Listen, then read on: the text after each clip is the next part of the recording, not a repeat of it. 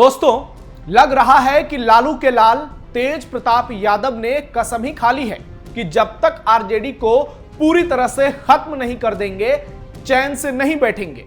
जब तक खुद आगे आकर तेजस्वी यादव को करारी पटखनी एक बार फिर नहीं देंगे, तब तक रुकेंगे नहीं।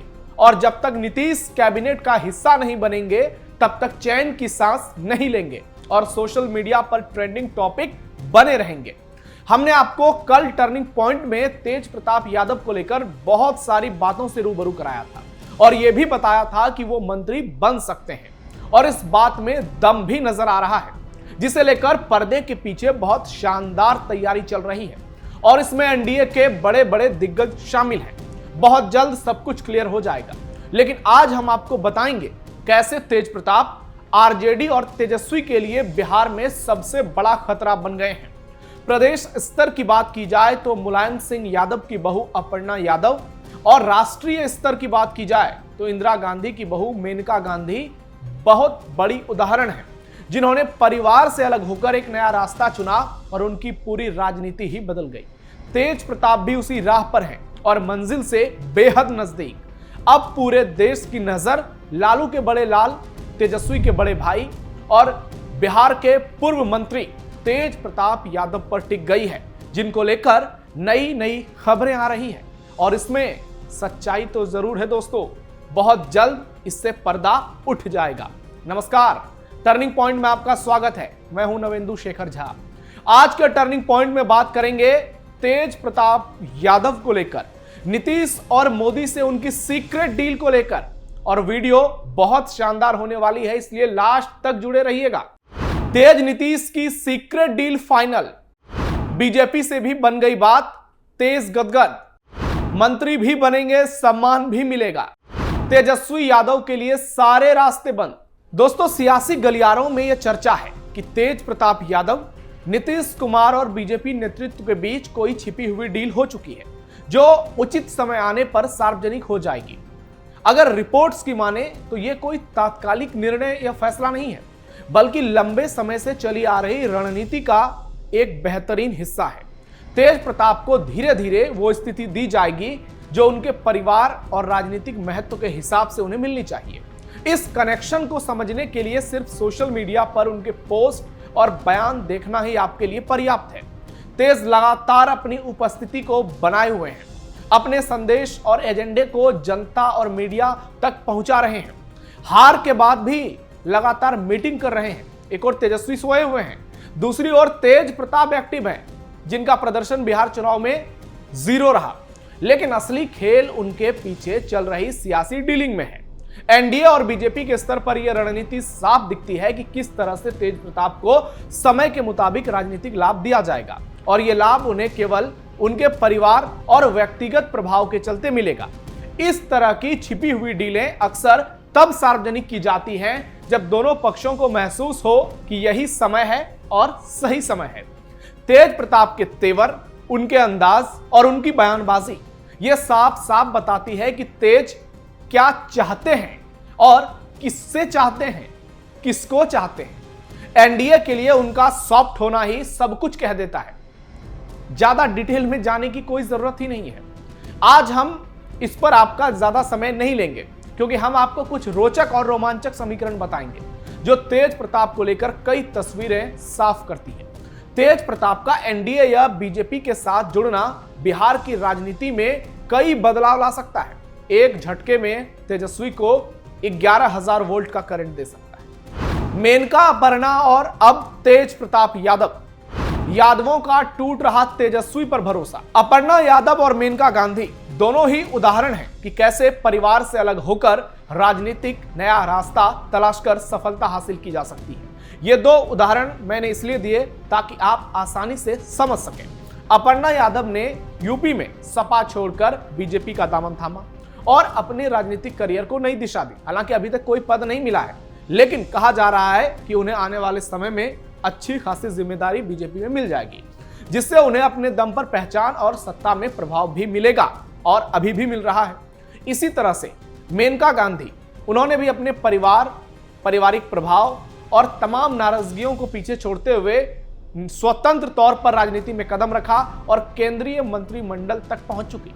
इन उदाहरणों से स्पष्ट है कि राजनीतिक परिवार से दूरी किसी व्यक्ति के लिए बाधा नहीं बल्कि अवसर बन सकती है, बशर्ते रणनीति और समय परफेक्ट होना चाहिए। और वही तेज प्रताप को लेकर है। ऐसा नहीं है कि आज तेज बीजेपी में शामिल हो जाएंगे, कल मंत्री बन जाएंगे। सब कुछ होगा, समय से होगा, लेकिन यह मानिए कि होना तो तय है। और तेज प्रताप यादव एनडीए में जाएंगे, मंत्री भी बनेंगे और एक चेहरा भी बनेंगे तेजस्वी के खिलाफ। इसी तरह के कुछ और उदाहरण आपको मिल सकते हैं, जैसे चिराग पासवान पार्टी जाने के बाद चाचा से अलग होकर ना सिर्फ अपनी पार्टी को जिंदा किया बल्कि चाचा की सियासत पर हमेशा के लिए पूर्ण विराम लगा दिया। आज देखिए कौन कहां है।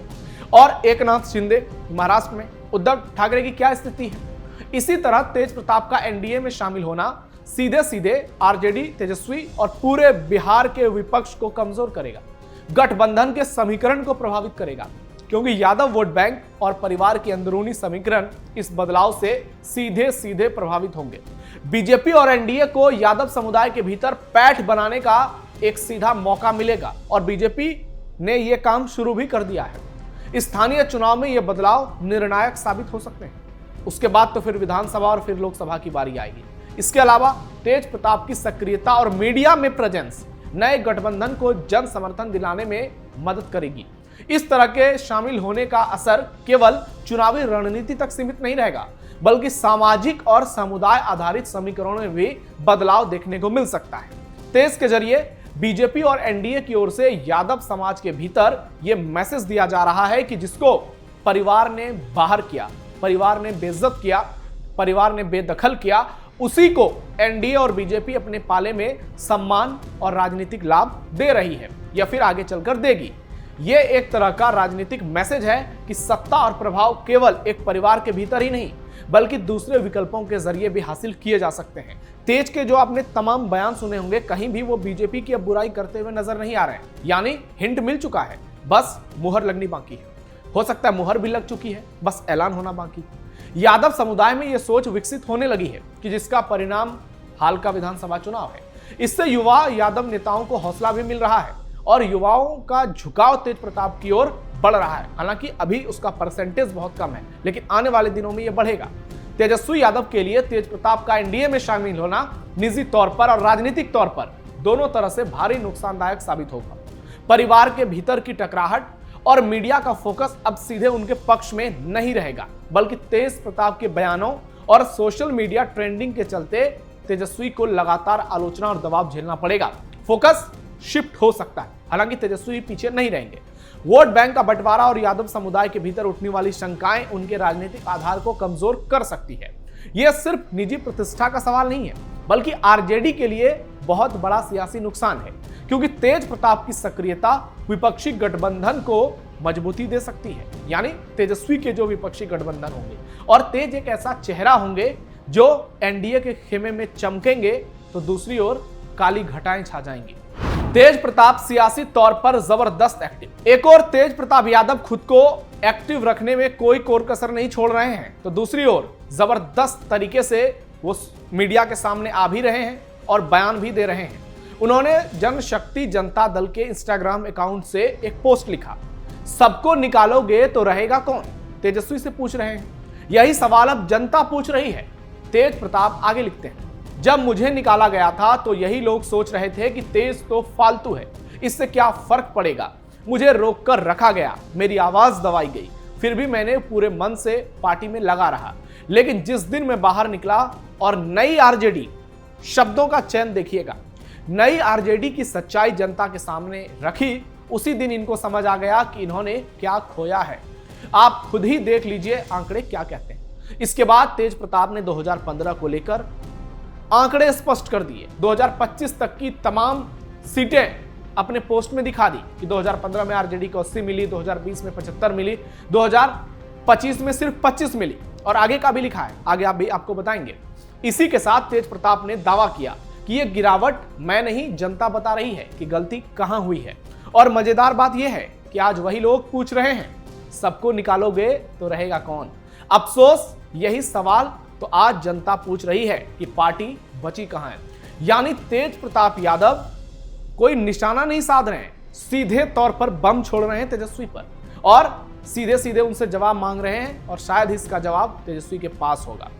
5 सीटों पर सिमट जाएगी आरजेडी। तेज प्रताप यादव ने अपने भाई तेजस्वी और पिता लालू प्रसाद यादव को सीधी चेतावनी दी है कि अगर ऐसे ही चलता रहा तो अगली बार के चुनाव में आरजेडी को 25 से 5 सीटों पर आने में देर नहीं लगेगी। यह तो सिर्फ 20 दिन का ही कमाल है।